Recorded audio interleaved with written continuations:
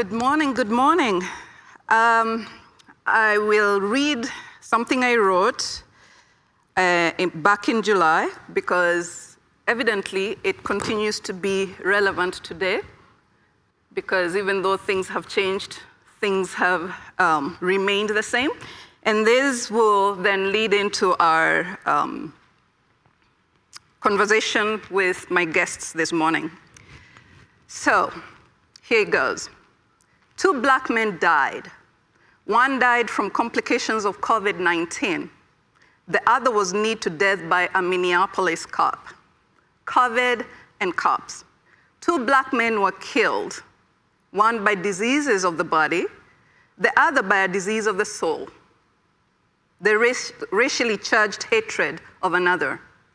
2 mothers' sons, 2 responsible fathers of little black girls.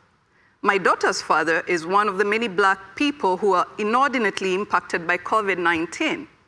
Before COVID, his body was already ravaged by many diseases at the intersections of military service and living while black in these United States.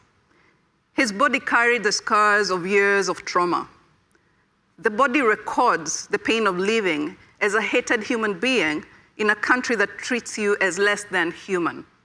An education system that systematically miseducates and undereducates. A political system that denies black folk their human rights. A justice system that delivers daily injustices. The body breaks down, gets attacked by diseases that then make it more susceptible to the capriciousness of coronavirus. So my daughters will grow up, and they're right over there off stage. They'll grow up without their father, joining millions of little black girls whose fathers are dead, incarcerated, underemployed, denied the privilege of breathing, in a country that treats them as less than human. The Floyd daughters will grow up without their father, joining tens of thousands of little black girls whose bodies are broken, whose souls are injured, all because a white cop, with others cheering on, with bystanders watching in shock, decided to lynch George Floyd, hatred oozing out of his every pore. Floyd's daughters have to live with the trauma of watching their daddy getting murdered in broad daylight. And all black girls everywhere, watching in posterity, experience that trauma vicariously. And then they'll be told that they're not good enough, educated enough, not human enough to deserve equitable opportunities. Where in these United States can black girls grow up to be all they could be? Where in these United States can black women prosper without having the weight of structural racism choking the life out of them? Dear white people, do you believe that you're not racist? Do you bristle at the suggestion that you're privileged by virtue of the color of your skin? Racist is not a pejorative. It is a descriptor, as Kendi says. Are you one of those who says you don't see color? Denying the existence of whole groups of people with your so-called color blindness? That's a racist idea, if ever there was one. Because denial, Kendi says, is a heartbeat of racism. White people, why do we have to convince you that Black lives matter? Why do we have to keep chanting, ain't we human too? Why do we have to constantly, incessantly scream from the rooftops, asking you to let us breathe? How many more killings do you have to witness before you believe that this is a racist country? How many more little black girls have to grow up fatherless? How many more black women do we have to #say their names before you move from your neutrality to action? I am not racist, you say. Really? What's your evidence?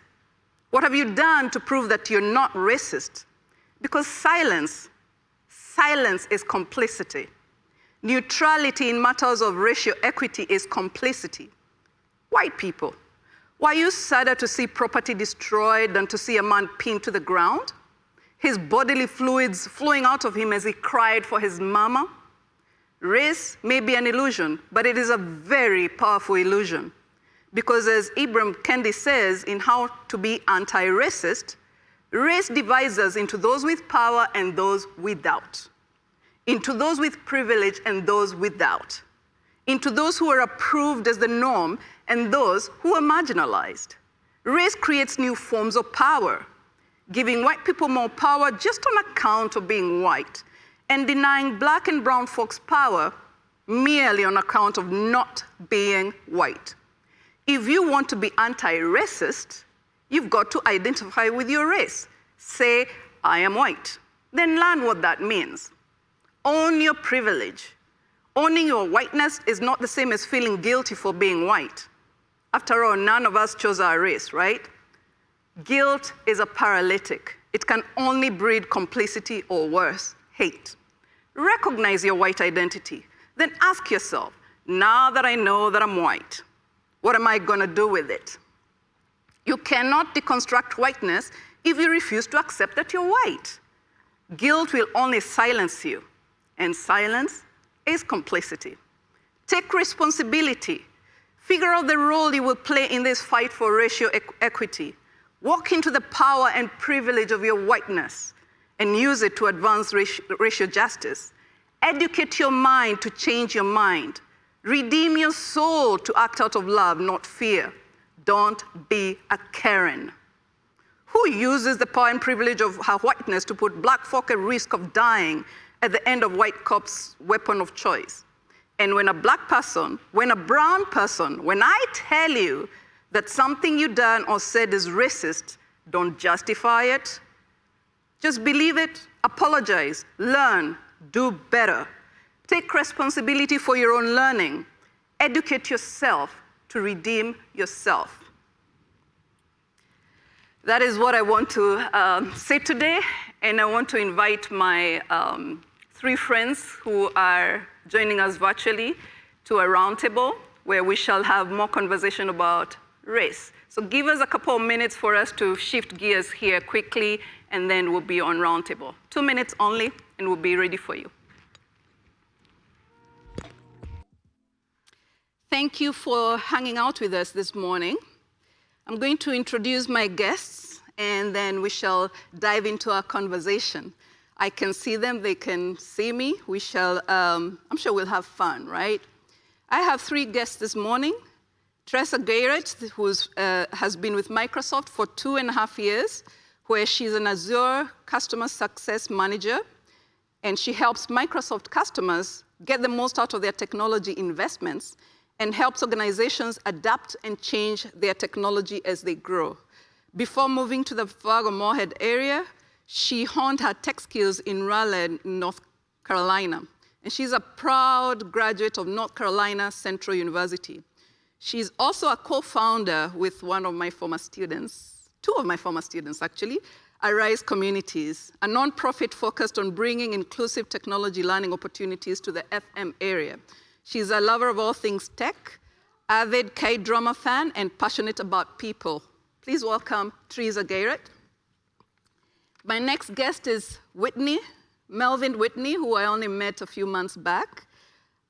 He is the Director of Advancement and Development at M State Community and Technical College and the head football coach at Oak Grove Lutheran. Originally from Chicago, Illinois, Melvin has been in the Fargo Moorhead area since 1999. He is a former president of the Fargo West Rotary and has also been a member of the Chamber Ambassadors. He's married to Sarah, and they have 2 kids, Michael and Grace, who take up any free time that he might possibly have available. Welcome, Melvin. And finally, last but definitely not least, Deb Jenkins. She says, my life has been that of a mother, a nurse, a musician, and a cook. I have absolutely lived the life I love and know how blessed this is. Growing up as a military brat was actually a godsend and an eye-opening experience. As a person of color, the experiences were challenging, both living on base and off. Nothing about these experiences would I change, as all of them have made me who I have become, a strong woman, a mother, nurse, and leader. I have been fortunate to have my dreams and goals come to fruition. I founded Celebration of Women and their music, Fargo, 24 years ago. Look at my face. I didn't know it was that long ago. A nonprofit event supporting young women in the arts. And I've had the support of the community through my dreams of catering with my business, Deb's Corner Foods. So welcome, Deb Jenkins, to our conversation this morning. So we'll start with a very open-ended question that was sent to our guests. And the question was simply, how are you doing? To quote a certain TV and radio personality, how are you doing? How are you doing in this moment, post-election, post what turned out to be a very interesting week of waiting for results? How are you doing? Let's start with Teresa. How are you doing? Good morning. Thank you so much for having me this morning. It's so amazing to be surrounded by beautiful Black people. I'll just say that. How am I doing? That is a loaded question, one with layered responses. One, I can't say that I am doing great because we have a president who won't concede and won't acknowledge. And then on the other hand, I'm really optimistic and uh, thankful to see what Joe Biden, president elect, what he is going to do for the country. You can't turn around racism and people's thinking in 4 years, but I'm hopeful and optimistic. And I won't say I'm scared or worried because I don't live in fear, but um, yeah, that's how I'm feeling post election at this moment. All right. And Deb, how you doing?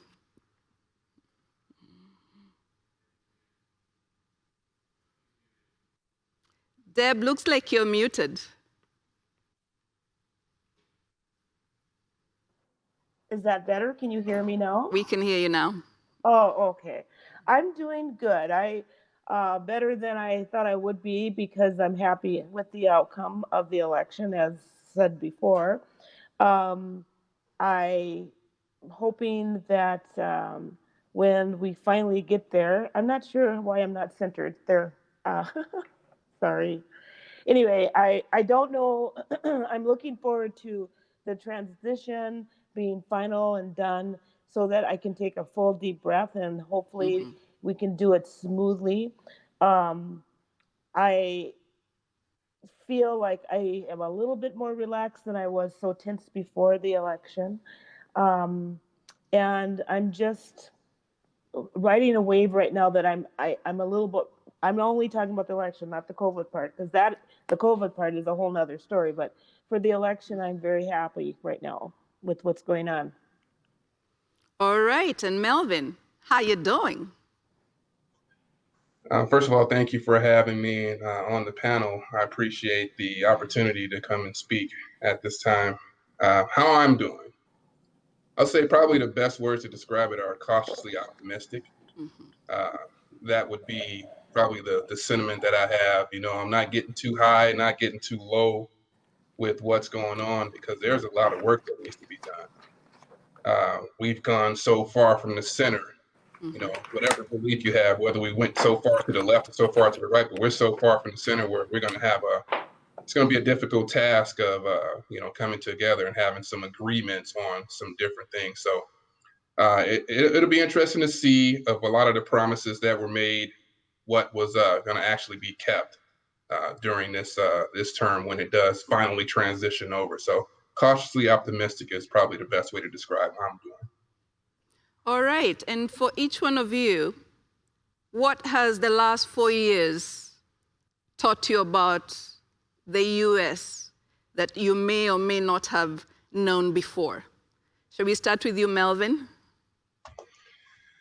Yeah, I'll probably say that what it's taught me is that there are a lot of people, you know, how do I say this as politically correct as possible? There are a lot of people with differing opinions that came out and came to the forefront uh, from these past 4 years.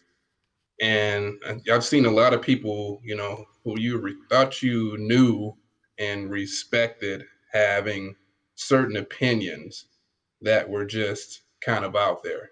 And, it's made you kind of rethink, I've never been one to have many people in my circle as it is, but it's even more so now. I'm more guarded with that circle now. You keep people at arm's length. I'm not going to tell them to go away because I want to keep them around so I can see what's going on. So I'm not one that's going to just totally turn my back on them and say, get out of here. No, I want to keep your enemies close, as they say. So yeah, it's opened my eyes to some people with some differing opinions that, I never would have thought that they would feel that way. Teresa, what has the last 4 years taught you? It's made me very guarded, and I hate to say this, but a little jaded as well.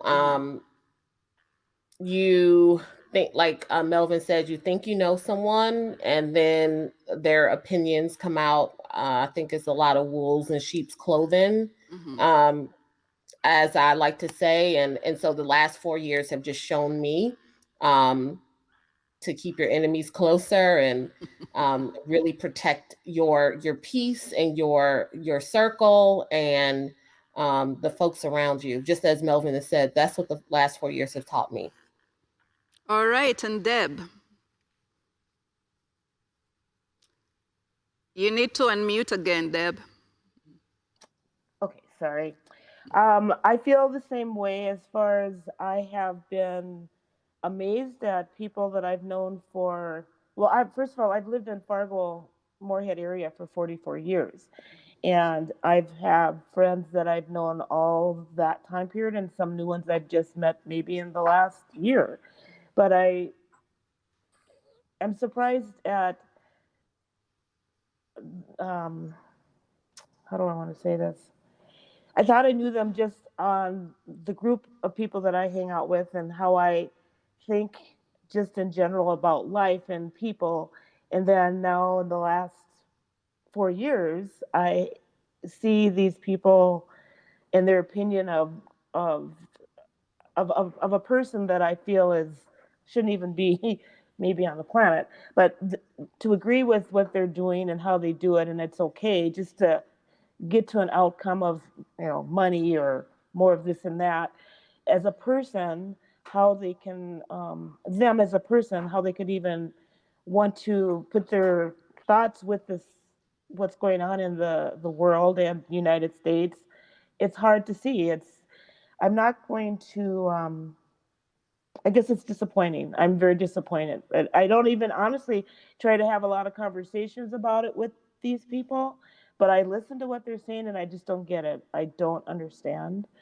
I don't understand. That part's hard. Disappointing. So,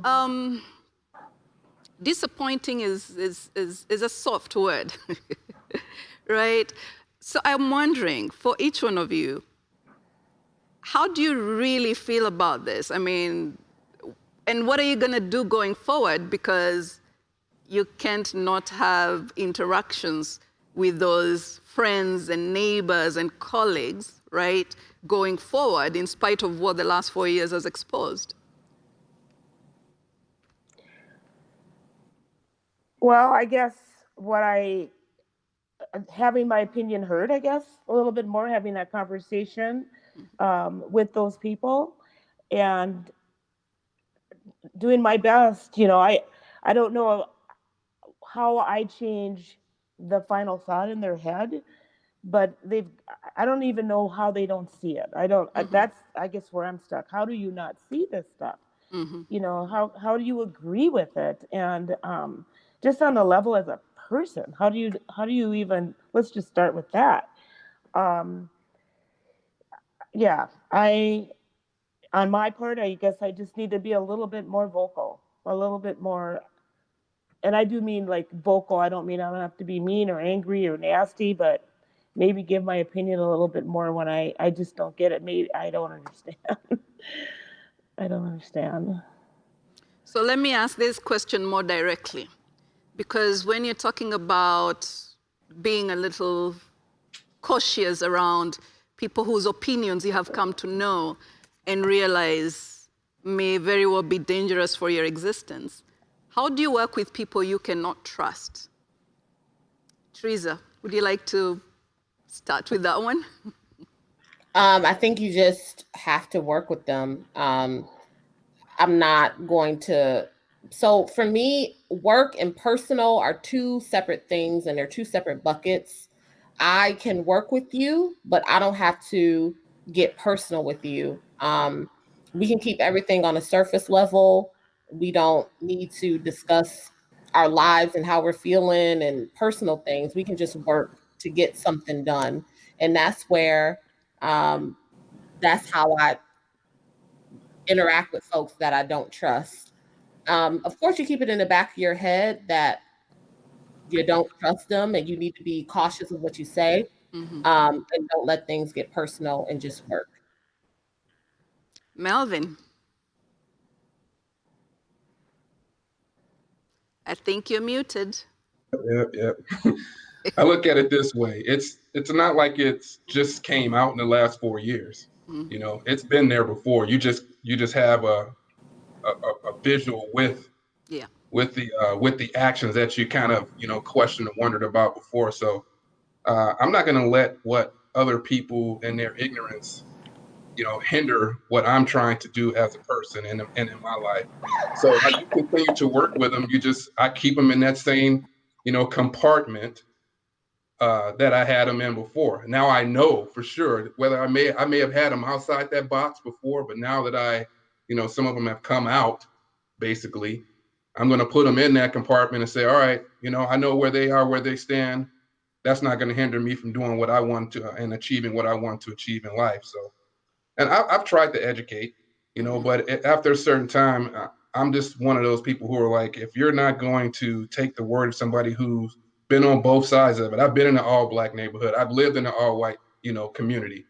And I've seen both sides of it. If you're not going to take my word for it or listen to me, and if you don't trust me enough, then okay, I'll put you in that compartment. But yeah, again, it's not like it's just happening. It's been out there before. It's just coming to the forefront now. So I keep moving on, and not going to let it hinder me what I'm trying to achieve in life. So this is a community, this Fargo Moorhead community is a community that, to quote my friend Greg Tavin, hopes to be a radically hospitable community. How are we doing with that from your own experiences? Deb, you've been here 44 years. Teresa, you've only been here 2.5 years. How is Fargo Moorhead doing at being hospitable, perhaps even radically hospitable to those of us who came from the outside? I think hoping and doing are two different things. We can hope for the world. And if you don't put any action behind it, nothing is going to happen. So small steps, yes, are great. But hoping to do something and doing it is two separate things. I was contemplating and dwelling a lot on this conversation and how I was going to respond. And one of the things that just kept popping into my head is that we want to have a discussion about anti-racism, but we can't have that discussion until people realize that they're racist, first and foremost. You can't talk about not being a racist until you actually confront that you are a racist. And those are some of the things that people just being real and honest with themselves, instead of hoping, actually doing. You know, I come from the South where hospitality is a thing. It's innate in our DNA, in our blood, and how we do hospitality and how hospitality is done in the Fargo Moorhead area are a little different. And I think people need to maybe take notes from the South on hospitality in terms of just speaking to somebody and asking them about the weather is not hospitality. And I'm being a little, you know what? I don't care. Asking about the weather is not hospitality. You know, people, when you invite somebody into your home and you share a meal with them, or you invite them past the surface area and you actually have a conversation that's when walls begin to break down and some true hospitality happens. And I feel that it's a little not happening in the Fargo Moorhead area. Let me stay with you for a minute longer, Teresa, because like I said, you've been here the shortest amount of time. Mm-hmm. How welcome have you felt in this community, considering I've seen your efforts at integrating, including, starting the nonprofit? So how welcome have you felt? How included have you felt in this community? It has its ebbs and flows. I really do appreciate some of the spaces that I've been in. Mm-hmm. But again, it is difficult. And you also have to look at the history of the area that we're in as well. There are generations and families, people, if you think about it, when people talk and I listen to them, they're like, oh, I'm going to go hang out with my cousin and my uncles and my grandmothers and my mom and dad, and we're going to the lake house. And you never really hear about, oh, I'm going with my friends on a trip, or, and then they're talking to you and they know that you're here by yourself, and it's never like a, hey, what are you doing type of thing to try to integrate people. So people in that sense, and that's just one of the things that I got. So it has its ebbs and flows. In the beginning, it was really rough, and I just had to punch my way through and say, hello, I'm here. You're going to acknowledge me, and you're going to invite me to your lake house because I'm coming, or I'm just going to invite myself. Yes. All right, Deb, you've been here a long time. So how have you integrated yourself, and how welcome have you felt in this community? And I think you're muted, so don't forget to unmute. Thank you. I'm sorry about that. I don't know. So yes, 44 years has been an interesting time in the Fargo Moorhead area. When I moved here, I was going to school. Well, I started working at what was St. Luke's. It's now Sanford. It's gone to 2 other names, but I was literally the only person of color that worked at the hospital when I started. And as we've progressed now, 30 some years later, it's an array of beautiful different colors. I wanted to just quickly tell you 2 things that happened since starting working as just the nursing part and being a patient in a hospital, the same system. When I first started working at the hospital, I remember I had to go in and give a patient a shot. And this patient did not want me to come near them. They were afraid of me. It was just, I couldn't figure it out. It was unbelievable. I mean, I could figure out what was going on, but I was just like, I'd never experienced that before. And it ended up that the other staff members actually basically told this guy, we don't care what you want. She's your nurse. She's going to give you your shot. And I ended up giving him a shot. And then afterwards, I thought, well, that was all done wrong. I mean, as far as I'm concerned, that was all done wrong. He is somebody from North Dakota, has never seen a Black person before. Now all of a sudden she's walking in the room. We need to sort of dial it back and have a conversation with the staff about how to introduce me as a nurse of color to patients, as far as maybe just in conversation in our meetings. I didn't want to have a guy afraid of me. I wanted a different kind of conversation with that. But I don't think they knew how to do it, even with me, how to approach it. So fast forward to me as a patient in the hospital in the last year, and I'm being wheeled or helped to the bathroom, wheeled to the OR, going to the OR. And I thought I was going to start crying because the person that walked me to the bathroom was a person of color. The person that wheeled me to the bathroom was a person of color. The nurses that came out of that OR, the main nurse that was going to be the one assisting the doctor was a person of color. Now in the hospital, you have until, I don't know, a few minutes before they put you out to raise your hand and say, stop, I don't want to do this. And I just thought, I need to say something because I'm going to start crying because this is wonderful. Look at all these people. that are working in this hospital of color. So I remember I put my hand up and I waved over to had the nurse come over to me, and I said, I just need to tell you how proud I am to be in here to see all these people of color besides one person in the hospital. It was, I don't even know if anybody other than if you're of color can get it, but it felt so good. It felt so good. In between starting work there and now, there's, and I just retired from nursing a year ago, September, but many things odd, it's just like, I can't believe they just said that. I mean, I would be over a patient's bed doing vitals, and you could see their hand going up a little bit. Then I figured that out after years. They wanted to touch my hair. They wanted to feel my hair. It's like, let's just get all this done with so we can move on to what we're supposed to be doing, kind of thing. But the conversation at the level of the administration, the staff, about having people of color coming in, working with people from all over North Dakota, Minnesota. That's something, and I'm out of that now. So maybe they do have those conversations. So that story I told you in the beginning, that was just, I still see that guy. I'm just like, I mean, it was stressful for both of us. He didn't know, and I didn't get it. But 44 years of living here, for me, the community, what I've seen and what is here, does have a long way to go, but they've come a long way too. I mean, wow. I just don't even know. But hey, Teresa, anytime, I know that I have the hospitality. You come over here. Let's have a conversation at my table. I love to feed people. That's what I do, actually. And I love to eat, so that's great. Okay. It'll work really well.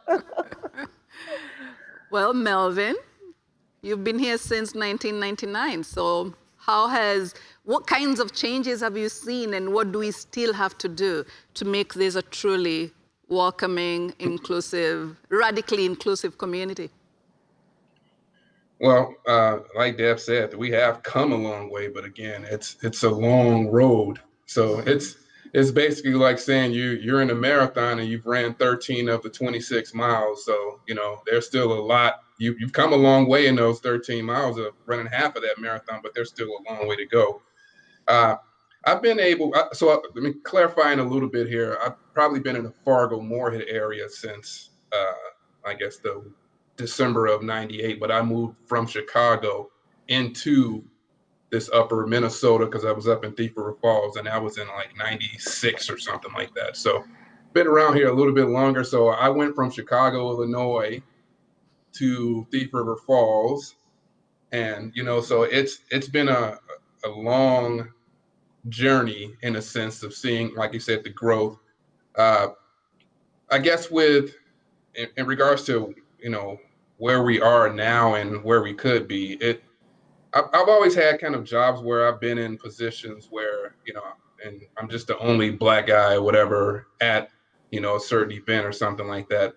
And I've worked in the bar industry, I've worked in the restaurant industry, so it lends to a lot of commingling after work and being around different environments and stuff like that. So I've been acclimated into some situations, kind of opposite of what Teresa was talking about, where I was invited to the lake cabins, invited tubing and stuff like that, invited out drinking. I'm not a drinker, so it was like, I'll go, but I'm not going to enjoy it like you guys enjoy it, So by 20 minutes into it, everybody is, plastered laying out on the tube, and I'm still sitting there sober, looking around. So it is a long way to go. And again, with kind of tying it back to the conversation, the first question, one of the first questions, with now all those relationships that you built in that time, seeing the last 4 years and seeing some of the things that some people are willing to overlook to justify, their position on the thing, it's changed some of those relationships. It's made me reevaluate those relationships. I mean, we all justify, a certain position and a certain action based on, whatever it is we may believe. We got a justification for it. I get that. But, it's the level of that justification and what you're willing to overlook. That's what has kind of made some of those relationships that have been built and some of the growth over these last how many years have taken a step back now. So, what would you hope for? Right? We're all being cautiously optimistic. We've got, a wonderful future president and vice president coming in. So what would you hope for at this local level as far as those changes that we dream of for this community to become inclusive? What are some things you hope would be different going forward? Well, I think with the last person of color in the office, Barack Obama, there are a lot of people who thought they were ready for that, but turns out they weren't. And this is where you have some of the actions from people that have come up in the last 4 years. You go to one side, everybody wants to, push it back to the other side. You start trying to tip the scale going back.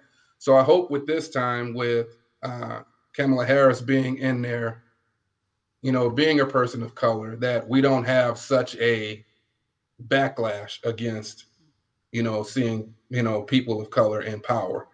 Because I think that's where we ended up after the 8 years of Obama, is that there was this major backlash of those who felt like they were not being heard or put in the number one position for the first time in their lives, that they wanted to come out and say, no, we've got to reclaim this. So hopefully we don't have that kind of backlash this time. So, and that, because I think if we can come to a better understanding of one another in this year, you don't have to agree with what we're doing, but just a mutual, a mutual respect for that person and their opinions.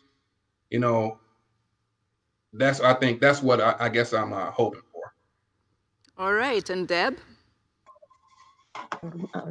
So one of the things that happened after George Floyd with me here in Fargo, which I was, I guess I was happily surprised, was how many friends of non-color reached out to me and wanted to have conversations, wanted to know, okay, this is going on in Minneapolis. What are you feeling right now? What do you want to talk about? Opposed to ignoring it. At first, I was really taken back because I wasn't quite sure what was going on. Because, like, what? So those are those friends that I surround myself with that are willing to have those conversations. Something else that has happened, just as a person unknowledgeable about, and that's me, about other people of color that I have surrounded myself with in the Fargo Moorhead area. And I'm going to just be specific. This young lady doesn't live here anymore. Her name is Rosemary Savage Onestigen. She lives in Minneapolis. She was the first Miss Black North Dakota. She's amazing. Well, she and I, through the event I put on Celebration of Women and Their Music, we've become really good friends. She was a winner in 2006. She was a mentor. Then she was on the board. Then she moved to Minneapolis. Anyway, she was just interviewed through a lady that has a podcast. It's called Terrible. Thanks for asking. And her specific podcast was Terrible. Thanks for asking, Miss North Dakota. And I listened to the podcast, and what I was taken back up for me was that for all those years that I've known Rosemary, and we've sat at the table together, just she and I, we've gone to coffee, whatever, together, just she and I, we never talked about what was going on in the Fargo Moorhead area. Then I hear this interview of hers, and I was just blown away. I didn't know. As a person who I thought also as a mentor to this young Black woman who is adopted with a wonderful family, but she too was going through so many little, what is it, people, you know, just needing someone to talk to. And we always just talked about the show and never, or how you doing. We never talked about how you doing as a person of color going to an all-white school. How you doing as a person in the community, and you're the only. And then I listened to this interview and I was just like, I wish I would have known. Why didn't we have that conversation just in general? I don't. So that's something I've learned with what's going on right now is even those people of color that live in town, I need to have more conversation with them. How you doing? You know, with what's going on, you know.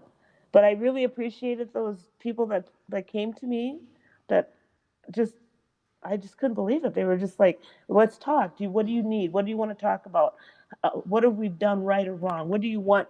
You know, the same questions you're asking, Faith. And it was I was really taken back by it. I didn't quite get it right away. It's like, wow, okay. So, Miss but this Teresa. interview with Rosemary was amazing and eye opening for me. There was a lesson for me. Like, why didn't I talk to her more about this? You know, this is a young woman of color on her own, driving all over the state of North Dakota, going to talk to young women, being in little motels by herself, afraid because of threats she was getting. I mean, we never had these conversations. I just like, wow. I'm sorry. Get No, on a roll here. that's perfectly all right. Mhm. That's a good reminder that even as people of color, we've got to have these conversations. We've got to ask Mhm. each other, how are you really doing, right? Mhm. And Mhm. if the answer doesn't come, keep asking, right? Because sometimes people are just tired of talking too. So, Teresa, Mhm. what do you say? What do you hope for? People to get uncomfortable, because when you are uncomfortable, that's when the most growth takes place. And so that's what would be the thing that I would love to happen, is for people to truly get uncomfortable and not just like say, oh, whatever, and kind of try to scoot away from it, but actually sit in that uncomfortableness and actually learn something from it. So that would be something that I would love to see happen.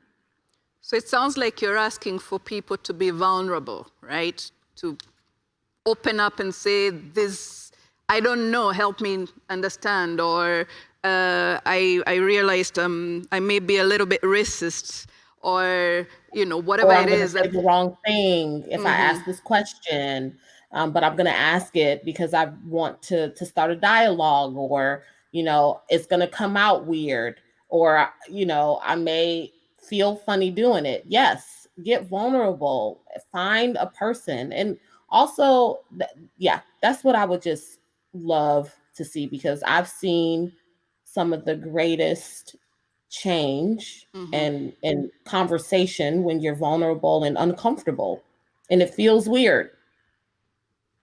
it feels weird, but it's the beginning of deep learning, right?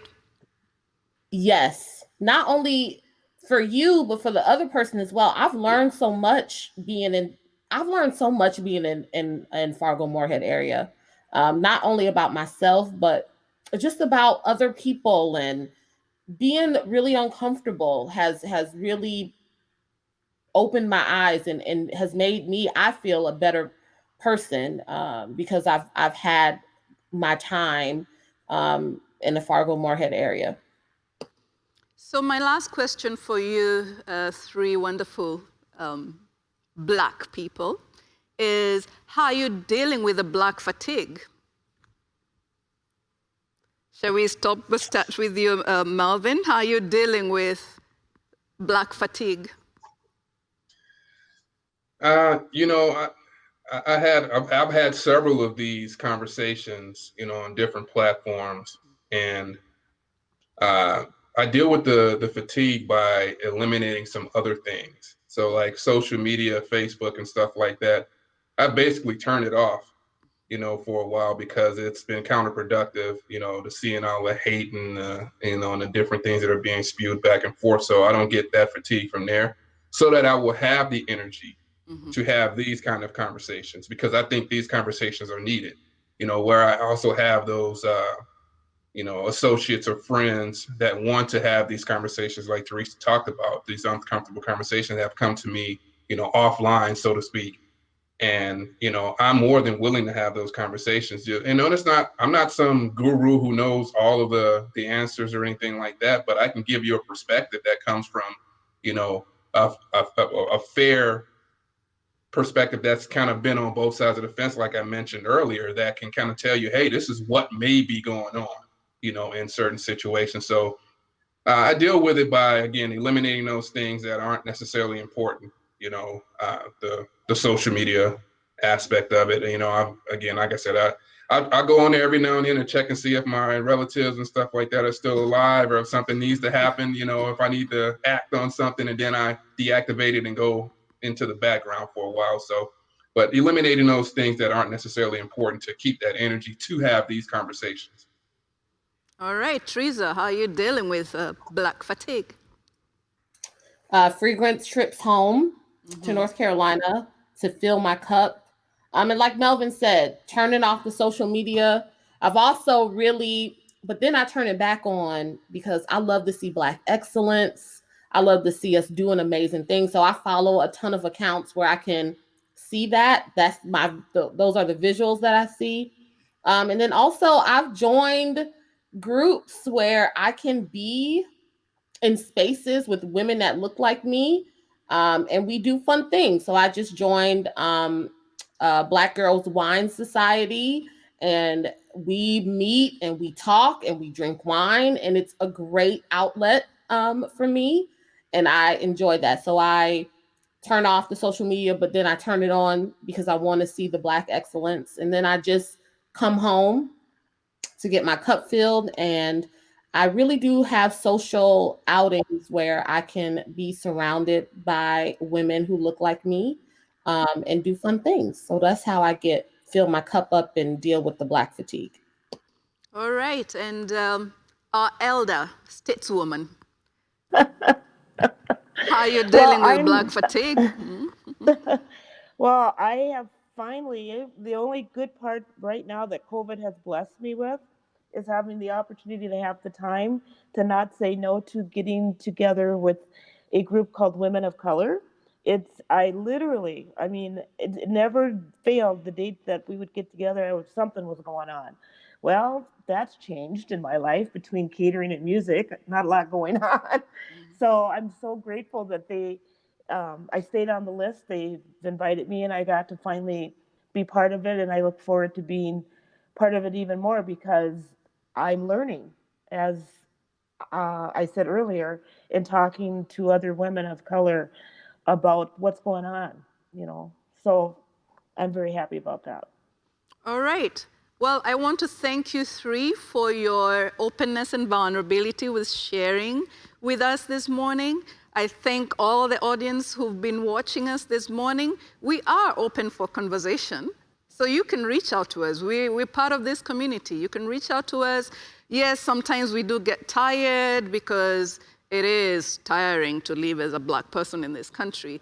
But we assure you that we're willing to have conversations. We're willing to educate you if you want to be educated.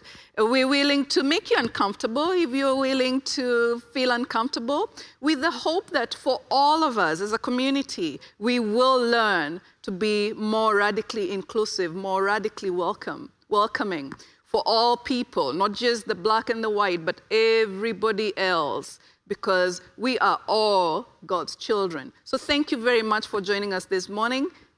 We will see you next month.